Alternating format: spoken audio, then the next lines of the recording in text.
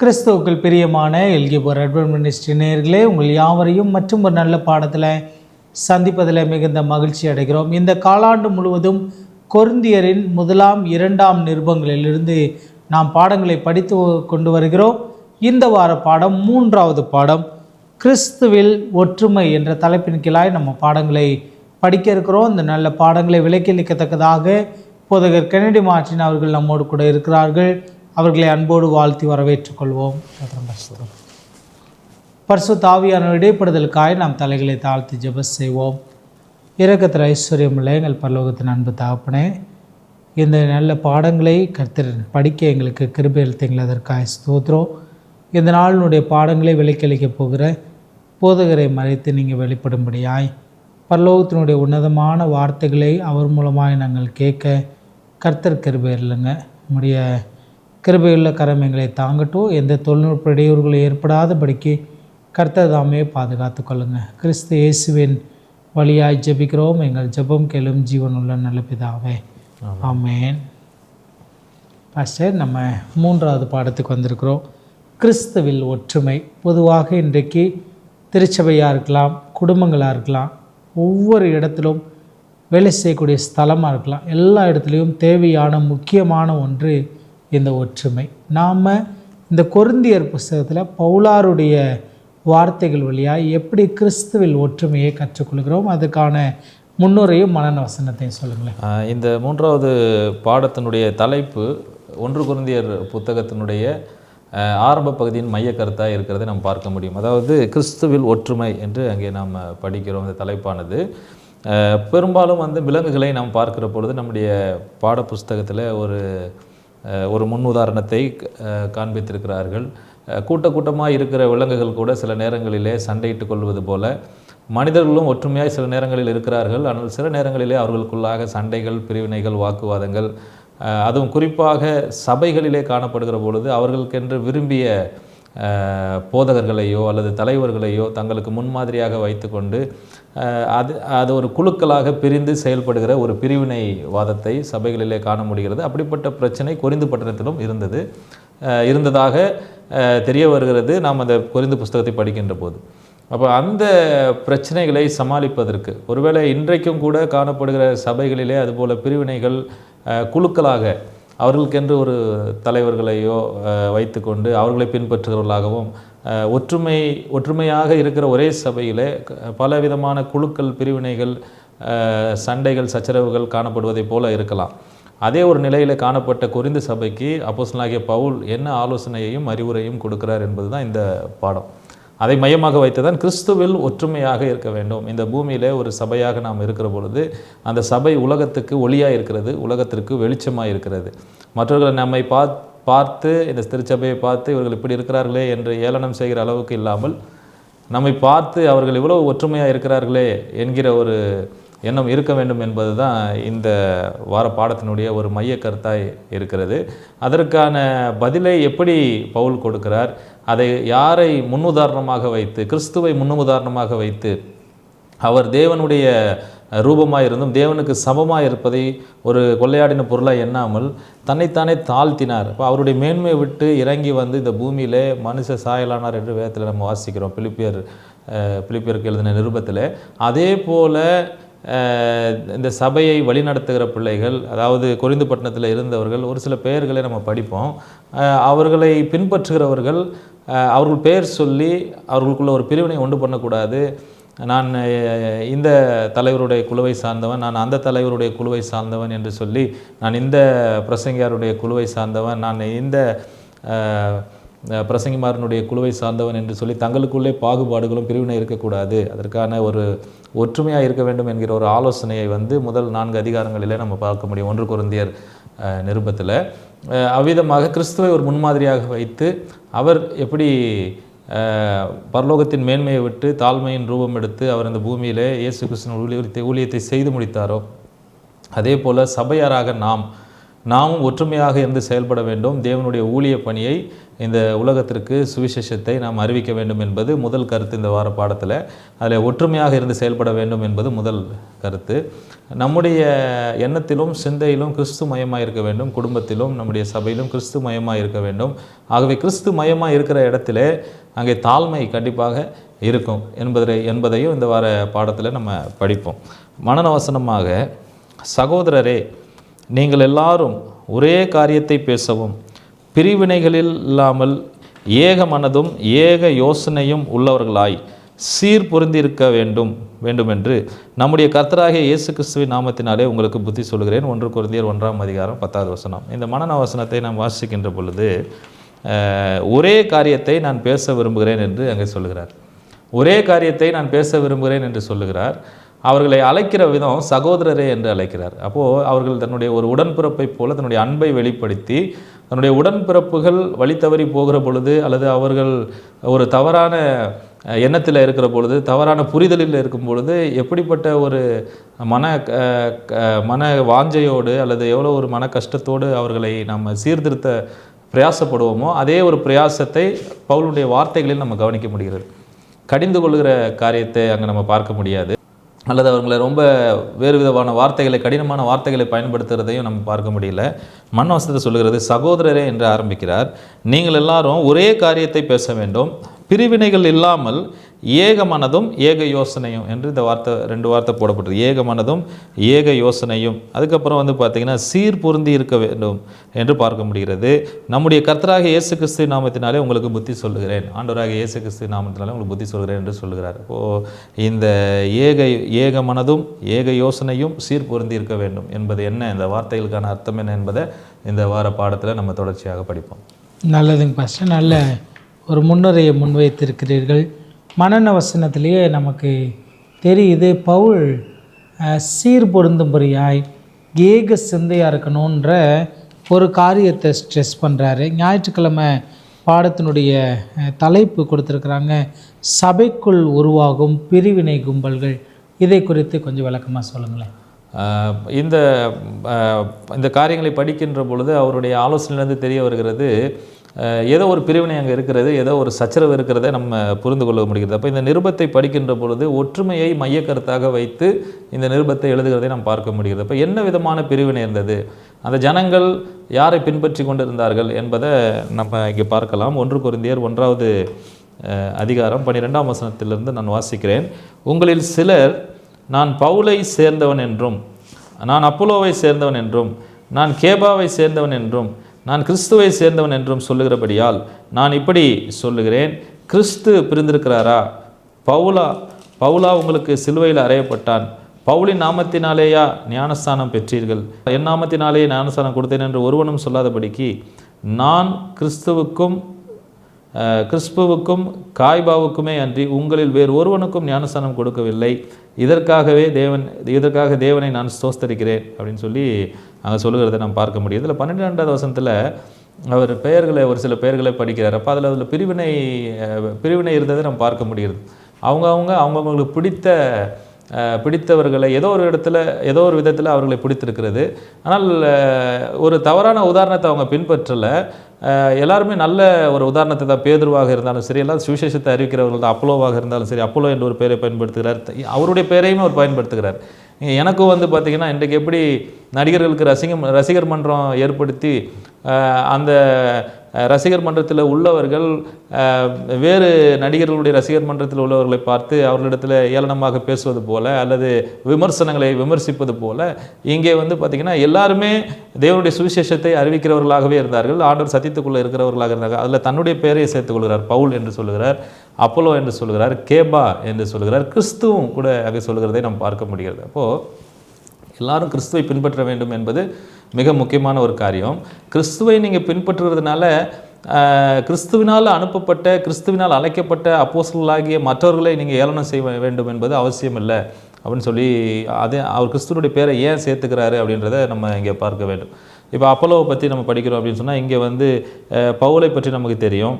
அப்போலோவை பற்றி நம்ம படிக்க வேண்டும் என்று சொன்னால் அப்போஸ்தலர் 18வது அதிகாரம் 4வது வசனத்தை நம்ம வாசிக்கின்ற பொழுது இந்த அப்போலோ எப்படிப்பட்டவராய் இருந்தார், ஏன் அவருக்கு ஜனங்கள் அவரை பின்பற்றினாங்க அப்படின்னு பார்க்குற பொழுது அங்கே சொல்லப்பட்டிருக்கிறது, அப்பொழுது அலெக்சாந்திரியா பட்டணத்தில் பிறந்தவனும் சாதுரியவானும் வேதாகமங்களில் வல்லவனுமான அப்போலோ என்னும் பேர் கொண்ட ஒரு யூதன் எபேசு பட்டணத்துக்கு வந்தான் என்று அங்கே சொல்லப்பட்டிருக்கிறதை நம்ம பார்க்க முடியுது. அப்போது அப்போலோ பற்றி இங்கே சொல்லும் பொழுது அவர் சாதுரியவான் என்று சொல்லப்பட்டிருக்கிறது, வேதாகமத்தில் வல்லவன் என்று அவர் சொல்லப்பட்டிருக்கிறது. அவர் இப்படிப்பட்ட ஒரு மனிதர் என்ன செய்கிறார்னா எபேசு பட்டணத்துக்கு வருகிறார்.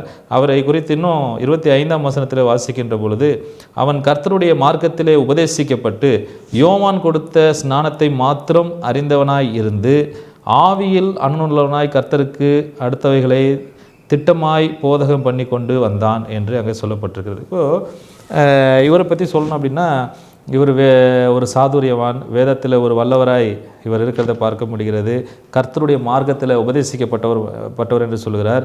யோவான் கொடுத்த ஞானஸ்தானத்தை மாத்திரம் அப்படின்னு போட்டால், யோவான் கொடுத்த ஞானஸ்தானத்தை மாத்திரம் அவர் அது அறிந்தவராக இருந்தார் அப்படின்னு சொன்னால், ஆவியினால் பிறப்பதை பற்றியான போதுமான அறிவு அப்போலோவுக்கு அங்கே இல்லை என்று தான் நம்ம தெரிந்து கொள்ள முடியும். அது மாத்திரமல்ல, வேதம் சொல்கிறது இந்த அப்போலோ என்பவர் பவுல் எபேசு பட்டணத்தில் இருக்கும்பொழுது இவர் கொரிந்து பட்டணத்தில் இருந்ததாக 19வது அதிகாரம் 1ஆம் வசனம் சொல்கிறது. அப்போஸ்தலர் 19ஆம் அதிகாரம் 1ஆம் வசனம், அப்போலோ என்பவன் கொரிந்து பட்டணத்திலே இருக்கையில் பவுல் மேடான தேசங்கள் வழியாய் போய் எபேசுக்கு வந்தான், அங்கே சிலரை கண்டு என்று போடப்பட்டது. அப்போது பவுல் எபேசு பட்டணத்தில் இருந்து தான் இந்த கொரிந்து நிருபத்தை எழுதுகிறாரு. அந்த நேரங்களில் கொரிந்து பட்டணத்தில் பார்த்திங்கன்னா யார் இருக்கிறாருன்னா அப்போலோ இருக்கிறார். அப்போ இந்த அப்போலோவுக்கு பார்த்திங்கன்னா ஒரு ஃபேன் பேஸ் அங்கே உருவாகிறது. ஒரு சிலர் அந்த அப்போலோவை என்ன செய்கிறாங்க, பின்பற்றுவதை நம்ம பார்க்க முடிகிறது. கேபா என்று சொல்லப்பட்டிருக்கிறது பேதுரு. அப்போஸ்தலர் 10ஆம் அதிகாரத்தை நம்ம வாசிக்கின்ற பொழுது பேதுருவுக்கு இன்னொரு பேர் பார்த்திங்கன்னா கேபா. அப்போ அவரையும் பின்பற்றுகிற ஜனங்கள் அங்கே இருக்கிறத நம்ம பார்க்க முடியும். மனவசனத்தில் நம்ம பார்க்கின்ற பொழுது 1 கொரிந்தியர் 1ஆம் அதிகாரம் 10வது வசனத்தை நம்ம வாசிக்கின்ற பொழுது, சகோதரர் நீங்கள் எல்லாரும் ஒரே காரியத்தை பேசவும் பிரிவினைகள் இல்லாமல் ஏக மனதும் ஏக யோசனை உள்ளவர்களாய் சீர்பொருந்தி இருக்கவும் வேண்டும் என்று நம்முடைய கர்த்தராகிய இயேசு கிறிஸ்துவின் நாமத்தினாலே உங்களுக்கு புத்தி சொல்கிறேன் என்று அங்கே சொல்லுகிறார். அப்போது நம்ம 12ஆம் வசனத்தில் நம்ம வாசித்தது போல் சிலர் பவுலை சேர்ந்தவர் என்றோ அப்போலோவை சேர்ந்தவர் என்றோ கிறிஸ்துவை சேர்ந்தவர் என்றோ கேபாவை சேர்ந்தவர் என்றோ அவர்களுக்குள்ள பிரிவினைவாதங்கள் இருக்கிறதை நம்ம பார்க்க முடிகிறது. ஆனால் இவர்கள் எல்லாருமே கிறிஸ்துவை தான் அறிவித்தார்கள். பவுலாக இருக்கட்டும், கேபாவாக இருக்கட்டும், அப்போலோவாக இருக்கட்டும். அப்போலோவை பற்றி நம்ம பார்த்தோம் அப்போஸ்தலர் 18வது அதிகாரத்தில் அவர் எப்படிப்பட்டவராக இருந்தார் என்று சொல்லி. இருந்தாலும் கூட அவங்களுடைய சத்தியங்களை எல்லாம் நீங்கள் கேட்குறீங்க, ஆனால் உங்கள் மத்தியில் இருக்கிற அந்த ஒற்றுமை இல்லை என்று என்பது தான் மிக முக்கியமான ஒரு காரியம். அதாவது அப்போலோ சொன்ன சத்தியத்திற்கும் கேபா சொன்ன சத்தியத்திற்கும் பவுல் சொன்ன சத்தியத்திற்கும் இயேசு கிறிஸ்துவினுடைய சத்தியத்திற்கும் வித்தியாசம் இருக்கிறது. சத்தியத்தின் அடிப்படையில் கோட்பாடின் அடிப்படையில் அவர்களுக்குள்ள ஒரு பிரிவினை வந்தது என்று இங்கே சொல்லவில்லை. எல்லாரும் ஒரே காரியத்தை தான் பிரசங்கித்தார்கள், ஒரே காரியத்தை தான் அறிவித்தார்கள். அப்படி இருந்தும் கூட வசனம் சொல்கிறது 13ஆம் வசனத்தில் கிறிஸ்து பிரிந்திருக்கிறாரா? அப்போ சத்தியத்தை சரியாக ஏற்றுக்கொண்டவர்கள் அவர்களிடத்தில் காணப்பட்ட பிரிவினை குறித்து இந்த பவுல் கொரிந்து பட்டணத்தில் பேசுகிறதை நான் பார்க்க முடிகிறது. அவங்க அப்போலோ சொல்லுகிறதை ஒரு சிலர் கேட்டாங்க, அதே போல் பவுல் சொல்லுகிறதையும் கேட்கிறார்கள், கேபா சொல்லுகிறதையும் கேட்கிறார்கள். ஆனால் எல்லாமே பார்த்திங்கன்னா கிறிஸ்துவை பற்றி தான் அறிவிக்கிறாங்க 3 பேருமே. அப்போ அவங்களுக்குள்ள ஒரு பிரிவினை இருந்திருக்கக்கூடாது. ஏனென்று சொன்னால் கிறிஸ்துவை பின்பற்றுகிறவர்கள், கிறிஸ்துவை பற்றி அறிவிக்கிறவர்கள் ஒரு மனதோடு ஒற்றுமையாக ஒரே சபையாக ஒரே மாம்சமாய் ஒரே சரீரமாய் இருக்க வேண்டும் என்பது தான் தேவனுடைய ஒரு சித்தமாக இருந்தது. அதை தான் பவுல் என்ன செய்கிறாருன்னா அங்கே போதிக்கிறார். அப்போ 13ஆம் வசனத்தை சொல்லுகிறார், கிறிஸ்து பிரிந்திருக்கிறாரா? பவுலா உங்களுக்கு சிலுவையில் அறையப்பட்டான், பவுலின் நாமத்தினாலேயா ஞானஸ்தானம் பெற்றீர்கள், என் நாமத்தினாலே ஞானஸ்தானம் கொடுத்தேன் என்று ஒருவனும் சொல்லாதபடிக்கு என்று சொல்லி அங்கே சொல்லுகிறதை பார்க்க முடியும். இப்போ பிரிவினை என்பது மிக முக்கியமான ஒரு காரியமாக அங்கே இருந்தது. அதை தவிர்த்து நீங்கள் உங்களுக்குள்ளாக முதலாவது ஒற்றுமையாக இருக்க வேண்டும் என்பது பவுலுடைய ஒரு கருத்தாக இருக்கிறது. இப்போது இந்த முதல் திருச்சபை, அதாவது பெந்தேகோஸ்தே நாளில் நடந்த காரியங்களில் அந்த ஆதி திருச்சபையினர் பார்த்திங்கன்னா எப்படி இருந்தாங்க? அப்போஸ்தலர் 2ஆம் அதிகாரத்தை நாம் பார்க்கிற பொழுது அவர்களிடத்தில் காணப்பட்ட ஒற்றுமை எப்படிப்பட்டதாக இருந்தது என்று பார்க்கிற பொழுது 44ஆம் வசனம் சொல்கிறது, விசுவாசிகள் எல்லாரும் ஒருமித்திருந்து சகலத்தையும் பொதுவாய் வைத்து அனுபவித்தார்கள், காணியாட்சிகளையும் ஆஸ்திகளையும் விற்று ஒவ்வொருவனுக்கும் தேவையானது தக்கதாக அவைகளில் எல்லாருக்கும் பகிர்ந்து கொடுத்தார்கள். அவர்கள் ஒருமனப்பட்டவர்களாய் தேவாலயத்திலே அனுதினம் தரித்திருந்து வீடுகள் தோறும் அப்பம் பிட்டு மகிழ்ச்சியோடும் கபடமில்லாத இருதயத்தோடும் போஜனம் பண்ணி தேவனை துதித்து ஜனங்கள் எல்லாரிடத்திலும் தயவு பெற்றிருந்தார்கள். ரட்சிக்கப்படுகிறவர்களை அநேகர் அனுதினமும் சபையிலே சேர்த்து கொண்டு வந்தார் என்று வேதத்தில் நம்ம வாசிக்கிறோம். இப்படிப்பட்ட ஒரு ஒற்றுமையை தான் அந்த கொரிந்து பட்டணத்தார் இருக்க வேண்டும். எல்லாம் வந்து ஏக மனதோடு ஏக சிந்தையோடு ஒரே குடும்பத்தை போல அங்கே இருந்த ஒரு ஒற்றுமையை வந்து காண வேண்டும் என்பது தான் பவுலுடைய இந்த ஒரு கருத்தாக இருக்கிறது. அப்படியே நம்ம இந்த மன்னவசனத்தில் வாசித்தது போல் ஏக சிந்தை ஏக மனது பிரிவினை இல்லாமல் இருக்கணும் அப்படின்னா இங்கே கிரேக்க வார்த்தையில் வந்து 2 வார்த்தை பயன்படுத்திருக்குது. ஒன்று ஸ்கிஸ்மா என்கிற ஒரு வார்த்தை, இன்னொன்று வந்து பார்த்திங்கன்னா எரிஸ். இந்த ஸ்கிஸ்மா என்கிற வார்த்தை எதை குறிக்கிறது என்று சொன்னால் அது வாக்குவாதம் அல்லது பிளவு என்று நம்ம சொல்லலாம். வாக்குவாதம் அல்லது பிளவு என்று நம்ம சொல்லலாம். ஏன் அப்படின்னு சொன்னால் இவர்கள் வாக்குவாதத்தில் ஈடுபடுவதும் அல்லது பிரிவினை வாதங்களை தங்களுடைய உள்ளங்களில் வைத்துக்கொள்வதுமாக இருந்தாங்க. அதே போல் எரிஸ் என்று சொல்லுகிற பொழுது கிறிஸ்தவர்கள் செய்யக்கூடாத செயலிலே தங்களை ஈடுபடுத்திக் கொள்வது. கிறிஸ்து என்று சொன்னால் கிறிஸ்தவர்கள் இந்த கிறிஸ்துவின் மூலமாக ஒரு குடும்பமாக அவர்கள் இணைக்கப்பட வேண்டும். ஆனால் இங்கே ஒரு பிரிவினை காணப்படுகிறத நம்ம பார்க்க முடியல. அதை தவிர்க்க வேண்டும். அது எந்த அளவுக்கு தீவிரமாய் போனது என்று சொன்னால் வழக்கு பதிவு செய்கிற அளவுக்கு ஒருவர் வழக்கு பதிவு செய்கிற அளவுக்கு போனது என்று 1 கொரிந்தியர் 6ஆம் அதிகாரத்தில் நம்ம வாசிக்க முடியும். அங்கே வாசிக்கலாம், உங்களில் ஒருவனுக்கு வேறொருவனோடு வழக்கு உண்டானால் வழக்காடும்படி அவன் பரிசுத்தவான்களிடத்தில் போகாமல் அநீதிக்காரரிடத்தில் போக துணிந்திருக்கிறது என்ன என்று அங்கே சொல்லுகிறத நம்ம பார்க்க முடியும். நம்ம எல்லாரும் வழக்காடுவோம் எப்போ அப்படின்னு சொன்னால் தேவனுடைய பிள்ளைகளாக பரலோகத்தில் அந்த 1000 வருடம் நம்ம தேவதூதர்களோடு சேர்ந்து உலகத்தை நியாயந்திருப்போம் என்று பின்வரும் வசனங்களில் சொல்லப்பட்டிருக்கிறது. உலக அநீதிக்காரர்களிடத்தில் நீங்கள் நியாயத்தை கேட்டு அல்லது உங்களுடைய வழக்குகளை அவர்களிடத்தில் கொண்டு போக வேண்டாம். அந்த அளவுக்கு ஒரு பிரிவினை அங்கே காணப்படுகிறத நம்ம பார்க்க முடிகிறது. அவருடைய திருவிருந்துகளிலும் கூட அந்த திருவிருந்து சமயங்களில் கூட பிரிவினைகள் இருந்ததாக நம்ம 1 கொரிந்தியர் 11ஆம் அதிகாரம் 17ஆம் வசனத்திலிருந்து 22ஆம் வசனம் வரைக்கும் வாசிக்க முடிகிறது. அப்போ சபைக்குள் உருவாகும் இந்த பிரிவினை கும்பல்கள் அல்லது பிரிவினை குழுக்களை நம்ம தகர்த்து ஒரே குழுவாக எப்படி அப்போஸ்தலர் 2ஆம் அதிகாரம் 44ஆம் வசனத்திலிருந்து நம்ம வாசித்தோமோ அவர்கள் எல்லாரும் வந்து எல்லாவற்றையும் பொதுவாய் வைத்து தங்களுக்கு உண்டானவைகள் எல்லாவற்றையும் அனுதினமும் தேவனுடைய ஆலயத்தில் கூடி அப்பம் பெற்று மகிழ்ச்சியோடு கபடமில்லாத இருதயத்தோடு அவர்கள் இருந்தது போல இந்த கொரிந்து பட்டணத்தாரும் இருக்க வேண்டும். இதை படிக்கின்ற நாம் ஒவ்வொருவரும் அப்படி இருக்க வேண்டும் என்பது தான் தேவனுடைய சித்தமாக இருக்கிறது. நல்லதுங்க பாஸ்டர், மிக அழகாக மிக தெளிவாக சொன்னீங்க. அப்போஸ்தலர் 2ஆவது அதிகாரத்தில் காணப்பட்ட அந்த ஒரு மனம் திங்கட்கிழமை பாடத்தில் அதுதான் தலைப்பாக இருக்கிறது. இயேசுவை மையமாய் கொண்டு நாம் ஒருமனப்படுதல்ல எப்படி இயேசுவை மையமாய் கொண்டு இந்த பிரிவினைகளெல்லாம் தகர்த்தெறிந்து ஒருமனப்பட முடியும். அதை ஒரு வசனத்தை வாசிப்போம். 1 கொரிந்தியர் 12ஆம் அதிகாரம் 27ஆம் வசனத்தை நான் வாசிக்கிறேன். 1 கொரிந்தியர் 12ஆம் அதிகாரம் 27ஆம் வசனம், நீங்களே கிறிஸ்துவின் சரீரமாயும் தனித்தனியே அவயங்களுமாய் இருக்கிறீர்கள். தேவனானவர் சபையிலே 1வது அப்போஸ்தலரையும் 2வது தீர்க்கதரிசிகளையும் 3வது போதகர்களையும் பின்பு அற்புதங்களையும் பின்பு குணமாக்கும் வரங்களையும் ஊழியங்களையும் ஆளுகைகளையும் பலவித பாஷைகளையும் ஏற்படுத்தினார் அப்படின்னு சொல்லி அங்கே சொல்லப்பட்டிருக்கிறதே பார்க்க முடியும். அப்போது நம்ம வந்து கிறிஸ்துவுக்குள் எப்படி ஒற்றுமையாக இருக்க முடியும் அல்லது நாம் எப்படி பிரிவினை இல்லாமல் சபைகளில் இருக்க முடியும் என்று சொல்லுகிற பொழுது கிறிஸ்து அங்கே மையமாக இருக்க வேண்டும். கிறிஸ்து மையமாக இருக்கிற பொழுது அங்கே அன்பும் தாழ்மையும் அதிகமாக ஆட்கொள்ளும். எவன் ஒருவனுடைய வாழ்விலே அன்பும் தாழ்மையும் அதிகமாக ஆட்கொள்கிறதோ அவன் கிறிஸ்துவை பிரதிபலிக்கக்கூடியவனாக இருப்பான். கிறிஸ்தவர்களுடைய சாராம்சமே வந்து பார்த்திங்கன்னா ஒன்று அன்பு, இன்னொன்று தாழ்மை. இதை நம்முடைய குணத்தில் காண்பிக்க வேண்டும். இது ரெண்டையும் ஆண்டவராகிய இயேசு கிறிஸ்து காண்பித்தார். அன்பு காண்பிப்பது வந்து பார்த்திங்கன்னா அந்த அகாப்பே அன்பு என்று சொல்வார்கள். தன்னுடைய ஜீவனையும் கொடுக்குற அன்பை ஆண்டவர் நமக்கு முன்மாதிரியாக அவர் காண்பித்து போயிருக்கிறார். தாழ்மை என்று சொல்லுகிற பொழுது அவர் எவ்வளவு மேன்மை பொருந்தியவராக இருந்தாலும் மனித ரூபம் எடுத்து சிலுவையின் மரண பரியந்தம் தன்னை தாழ்த்தினார் என்று பார்க்க முடிகிறது. அப்போது அவர் பரலோகத்தை விட்டு சிங்காசனத்தை விட்டு இறங்கி வந்ததிலிருந்து அவருடைய தாழ்மை வெளிப்படுகிறது. தன்னுடைய ஜீவனை சிலுவையில் கொடுத்ததிலிருந்து அவருடைய அன்பு வெளிப்படுகிறது. இந்த 2 குணங்கள் கிறிஸ்துவர்களுக்கு மிக மிக ஒரு அடிப்படை குணமாக இருக்கிறது. கிறிஸ்துவை ஏற்றுக்கொண்டவர்கள் என்று சொல்லுகிறவர்கள் இந்த குணங்களை தங்களுடைய குணங்களிலே வெளிப்படுத்தக்கூடியவர்களாய் அங்கே இருக்க வேண்டும். இப்போ கிறிஸ்து அவருடைய உள்ளத்தில் ஒரு மனிதனுடைய உள்ளத்தில் வருகிற பொழுது தான் கிறிஸ்துவுக்கும் நமக்கும் கடந்த காலாண்டில் படித்தோம், கிறிஸ்துவுக்கும் நமக்கும் உள்ள உறவு பலப்படுகிற பொழுது, கிறிஸ்து அந்த மனிதனுடைய தனிப்பட்ட மனிதனுடைய வாழ்க்கையின் மையமாக இருக்கிற பொழுது, அந்த மனிதனுடைய வாழ்க்கையிலிருந்து பிறக்கிற காரியங்கள் எல்லாம் கிறிஸ்துவின் நாமத்தை மகிமைப்படுத்தக்கூடியதாக அங்கே இருக்கும் என்பதில் எந்தவித சந்தேகமும் இல்லை. இந்த 1 கொரிந்தியர் 1:10 நம்ம வாசிக்கின்ற பொழுது மனன வசனத்தில் ஒரு வார்த்தை அங்கே சொல்லப்பட்டிருக்கிறது, சீர்பொருந்தி இருக்க வேண்டும். இந்த சீர்பொருந்தி இருக்க வேண்டும் என்கிற கிரேக்க வார்த்தை வந்து கட்டாட்டாட்டிசோ என்று அங்கே சொல்லப்பட்டிருக்குது. கட்டாட்டிசோ.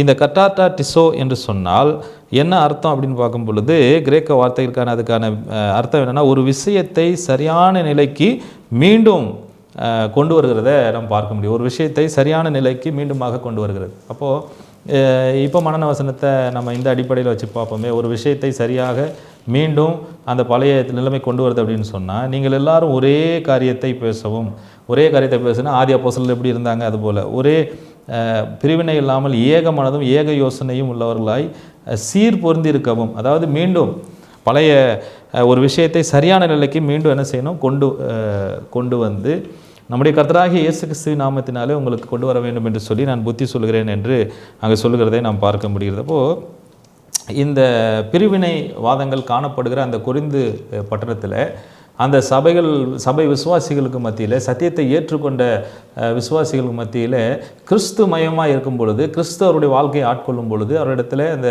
பிரிவினை வாதம் என்பது அவர்களுடைய குணத்திலிருந்து விலகி இயேசு கிறிஸ்துவை நேசிக்கிற ஒரு அன்போடு கூட சக மனிதரையும் நேசிக்கின்ற அந்த குணம் அவர்களிடத்தில் பிறக்கும். அந்த ஒற்றுமை, ஏற்றத்தாழ்வு இல்லாத ஒரு ஒற்றுமை காணப்படும் என்கிற ஒரு ஆலோசனை நமக்கு இங்கே கொடுக்கப்படுகிறது. நல்ல தெளிவாக சொன்னீங்க பாஸ்டர். கிறிஸ்துவை மையமாக கொண்டால் நிச்சயமாக இந்த பிரிவினைகள் இல்லாதபடிக்கு நம்ம மாற்ற முடியும். கிறிஸ்து நமக்கு மையமாக இருப்பதோடு கூட பிரிவினைகள் வருவதற்கு சில நேரம் முதிர்ச்சியின்மையும் அறிவிலிகளாய் செயல்படக்கூடிய, நம்ம போன வார பாடத்தில் படித்தோம்ல, பைத்தியமான ஒரு நிலை. இப்போ ஞானமும் முதிர்ச்சியும் திருச்சபையில் கிறிஸ்துவில் ஒற்றுமையில் எப்படிப்பட்ட முக்கிய பங்கு வகிக்கிறது? ஞானமும் முதிர்ச்சியும் என்று நம்ம சொல்லுகிற பொழுது, தேவனோடு கூட நெருங்க தான் அந்த ஒரு பக்குவ நிலைக்கு ஆவிக்குரிய ரீதியில் ஒரு கிறிஸ்தவன் வளரக்கூடிய சூழ்நிலை காணப்படும்.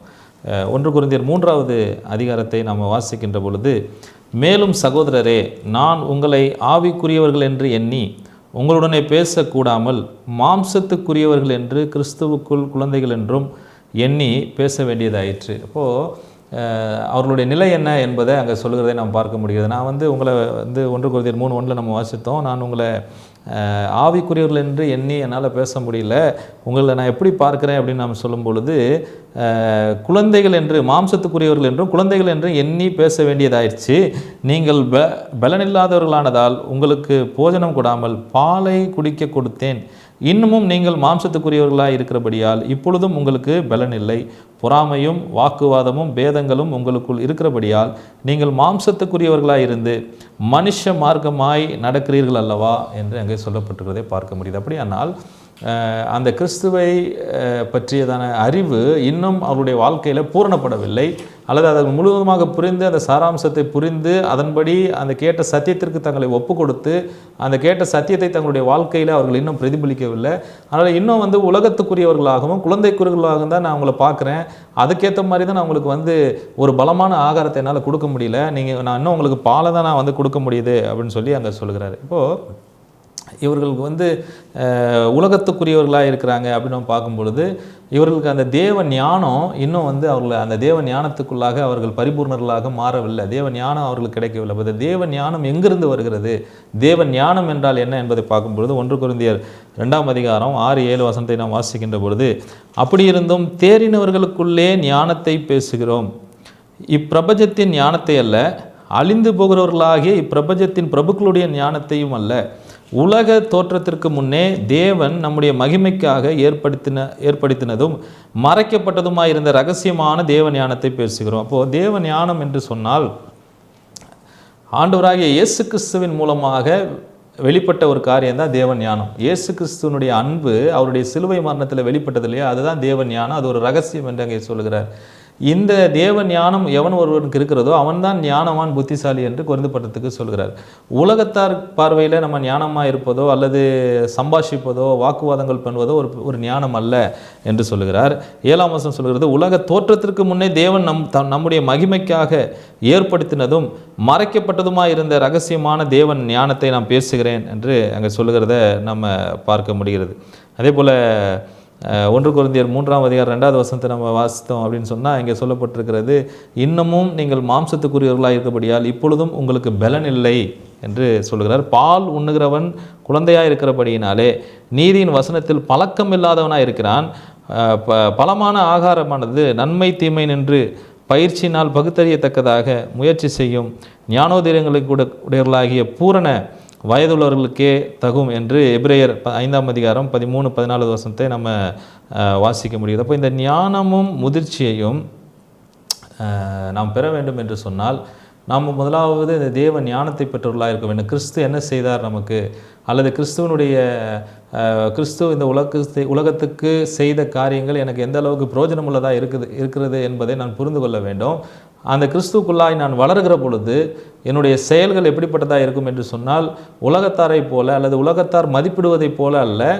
எந்த அளவுக்கு நான் தேவனோடு நெருக்கமாய் இருக்கிறேனோ அந்த அளவுக்கு என்னிடத்தில் இந்த ஞானம் என்ன செய்கிறது, வளர்ந்து கொண்டே இருக்கிறது என்பது அதுக்கான ஒரு அர்த்தமாக இருக்கிறது.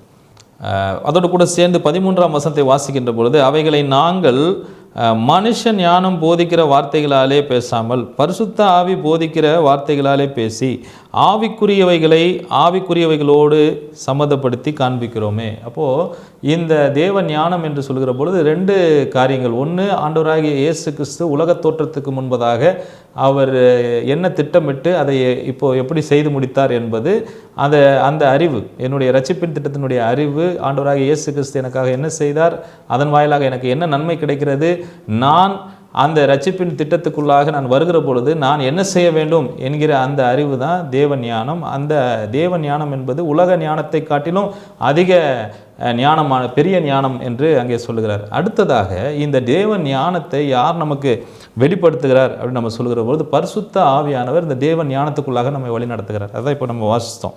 13ஆம் அதிகாரம் 1 கொரிந்தியர் 2ஆம் அதிகாரம் 13வது வசனத்தில், நாங்கள் மனுஷ ஞானம் போதிக்கிற வார்த்தைகளாலே பேசாமல் பரிசுத்த ஆவி போதிக்கிற வார்த்தைகளாலே பேசி ஆவிக்குரியவைகளோடு சம்பந்தப்படுத்தி காண்பிக்கிறோமே என்று இங்கே சொல்லப்பட்டிருக்கிறது. அப்போ ஆண்டவராகிய இயேசு கிறிஸ்து மரித்து உயிர்த்தெழுந்து அவர் போவதற்கு முன்பதாக சொன்னார், நான் ஒரு தேற்றரவாளனை உங்களுக்கு நான் அனுப்புகிறேன், அவர் சகல ஜாதியையும் சத்தியத்துக்குள்ளாக வழிநடத்துவார் என்று அவர் சொல்லப்பட்டிருக்கிறது. சத்தியத்துக்குள்ளாக வழிநடத்துவது மாத்திரமல்ல, அவர் உங்களை பாவத்தை குறித்தும் நீதியை குறித்தும் நியாயத்தை குறித்தும் கண்டித்து உணர்த்துவார் என்று சொல்லப்பட்டிருக்கிறது. எந்த சத்திய ஆவியானவரை ஆண்டவராகிய இயேசு கிறிஸ்து பேசினாரோ அதே சத்திய ஆவியானவர் தான் நம்ம அந்த ஞானத்துக்குள்ளாக தேவ ஞானத்துக்குள்ளாகவும் நம்மை வழிநடத்துகிறவராக இருக்கிறார் என்று கொரிந்து பட்டணத்துக்கு அங்கே எழுதுகிறார்.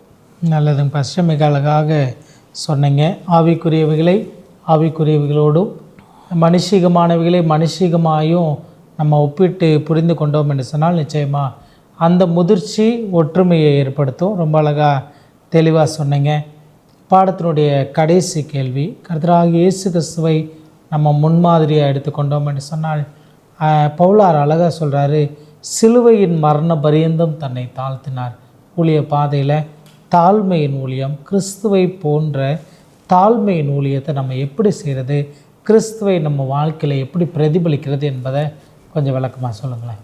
1 கொரிந்தியர் 4ஆம் அதிகாரம் 1-2 வசனங்களை நான் வாசிக்கிறேன். இப்படியாக எந்த மனுஷனும் எங்களை கிறிஸ்துவின் ஊழியக்காரன் என்றும் தேவனுடைய ரகசியங்களின் உக்ரானக்காரன் என்றும் எண்ணிக்கொள்ள கடவன்.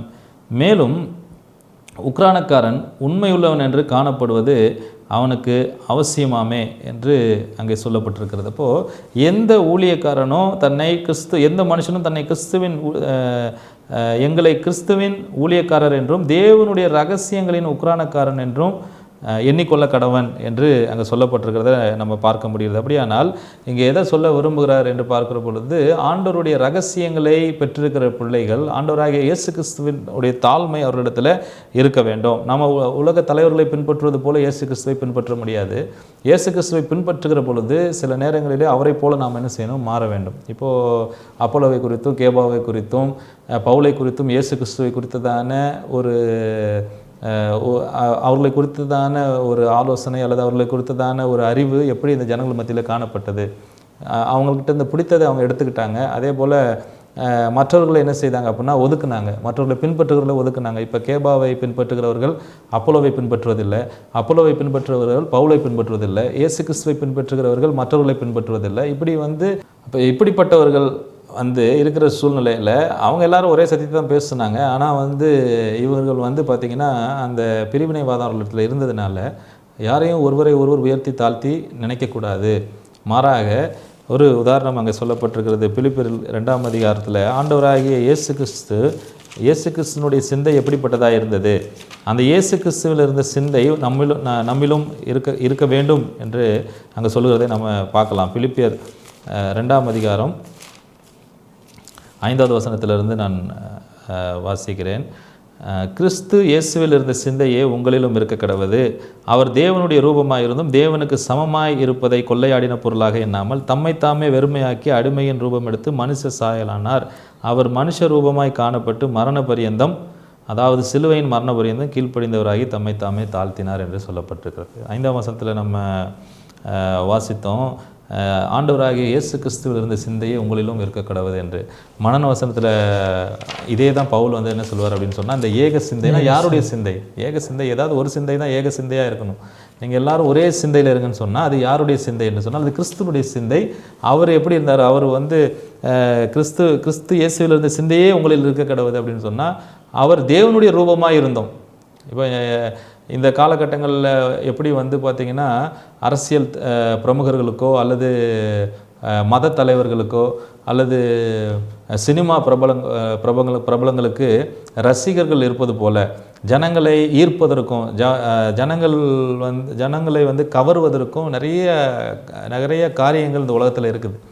அப்போ அன்னைக்கு பார்த்திங்கன்னா நன்றாக பேசக்கூடியவர்கள் இப்போதுள்ள பார்த்திங்கன்னா ஊடகங்களோ அல்லது பெரிய கண்டுபிடிப்புகள்லாம் அப்போ இல்லை, அந்த முதல் நூற்றாண்டின் அனுபவத்தில். அப்போ அன்றைக்கி பார்த்திங்கன்னா ஒரு பேச்சுத்திறன் இருக்கிற பொழுது அதை ஞானமாய் பேசுகிறவர்களை எல்லாரும் ரசித்தார்கள், அவர்களை பின்பற்றினார்கள். அவர்கள் சொல்கிற காரியங்கள் நவமானதாக இருக்கிற பொழுது அதை என்னவென்று கேட்க வேண்டும் என்று சொல்லி ஆச்சரியத்தோடு பின்பற்ற ஒரு காரியம்.